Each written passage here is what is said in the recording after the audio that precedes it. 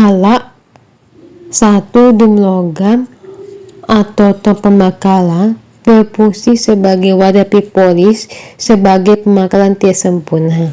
Bisa juga menggunakan tong bekas oli yang modifikasi sebagai dimensi bagian bawah atau samping sebagai ventilasi terbatas. 2. Penjepit logam atau cangkul kecil untuk mengaduk atau mengambil alam sekam dari tong.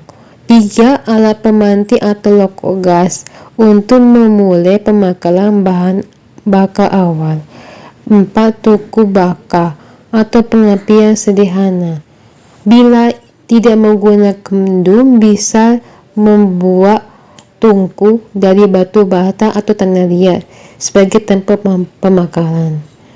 5. Tuk-tuk dum dengan lubang ventilasi kecil untuk mengulangi pasukan oksigen yang mematikan proses karbonisasi, bukan pembakaran total.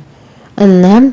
Saringan atau ayakan untuk memisahkan abu dan simpiran besar dari bioca yang sudah jadi. 7. Sekor kecil atau ember untuk memindahkan sekam dari hasil bioca. 8. Sarung tangan tahan panas masker debu untuk keselamatan saat proses pembakaran dan penerangan alam. 9. Alat pemadam darurat, yaitu air atau pasir untuk antisipasi kebakaran yang tidak terkendali. Bahan: 1. Sekam padi kering.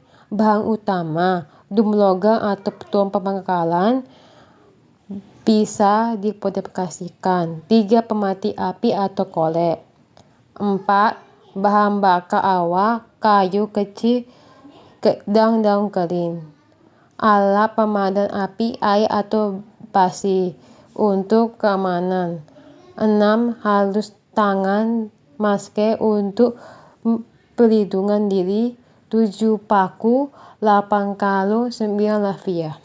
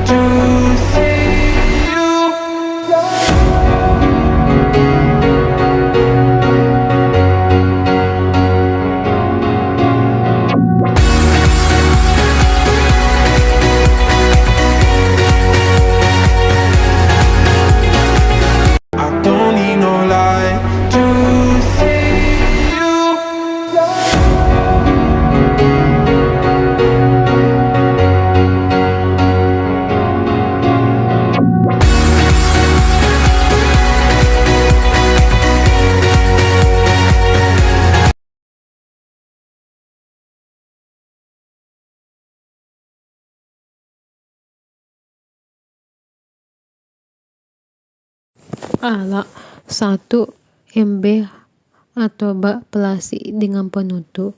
2 sendok pengaduk atau kayu. 3 saringan jika ingin menyaring hasil akhirnya. 4 botol bekas untuk penyimpanan hasil fermentasi. 5 sekop.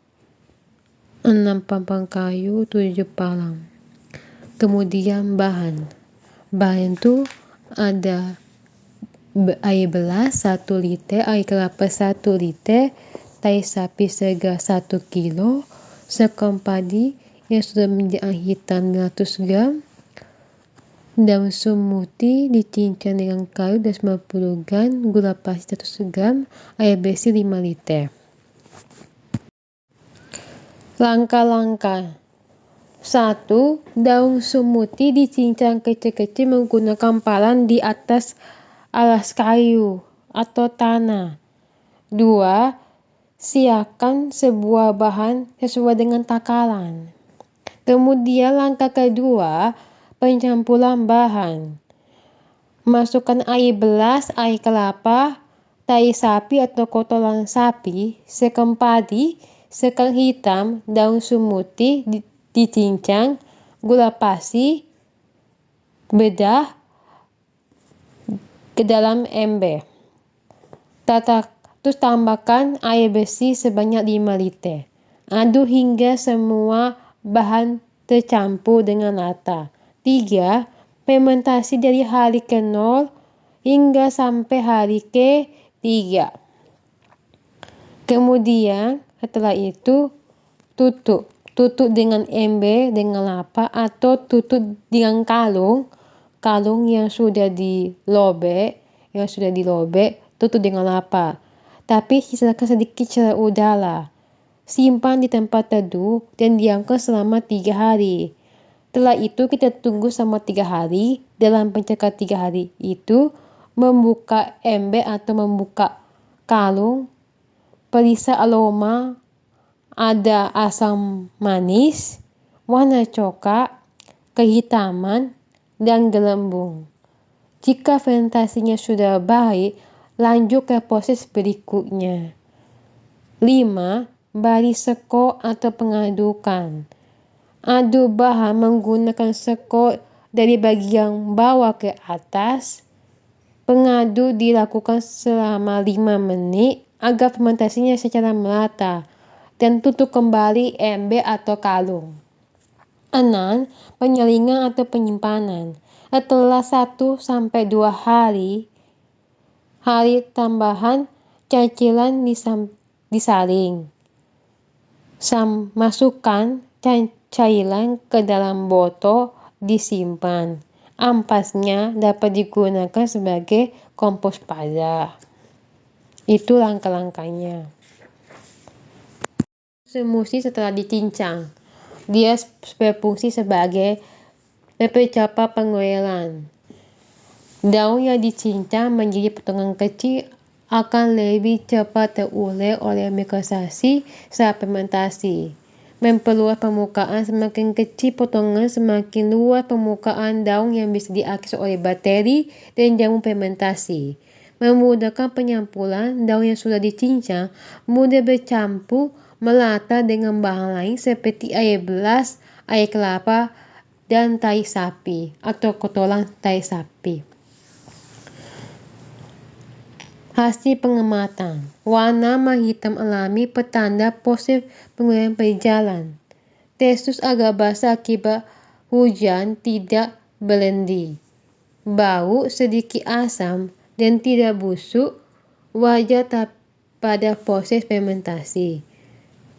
Tindakan dipindah ke kalung untuk mencegah pembusukan dan memperbaiki kegelapan. Kesimpulan, proses awal berjalan dengan baik, tapi hujan menyebabkan kegelapan berlebih. Pemindahan ke kalung adalah langkah tepat untuk mengkotor kegelapan. Biochar disimpan di dalam kalung tepat bisa menggunakan setelah didiamkan beberapa hari hingga kegelapan dengan normal. Proses ini menunjukkan pentingnya pengawasan kondisi, cuaca, dan pembuatan bioca terbuka. Catatan: sebelum digunakan lahan kering, campurkan bioca dengan kompos pupuk kandang selama beberapa hari minggu agar bioca menjadi aktif dan tidak menyerap unsur dari tanah. Aplikasi di lahan kering bisa membantu meningkatkan retensi air, membagi struktur tanah, dan meningkatkan kesuburan. Semua alat ini penting memastikan keselamatan evitasi pembakaran dan kualitas bioca yang dihasilkan. Dalam konteks lahan kering sangat berguna untuk meningkatkan kemampuan tanah menyimpan air dan nutrisi. Tujuan dari bioca mengetahui cara membuat pupuk organik cair atau disebut POC dari bahan alami dan limbah pertanian. 2. Manfaatkan bahan organik seperti sekam padi, tai sapi atau kotoran sapi, dan daun sumuti sebagai sumber hara.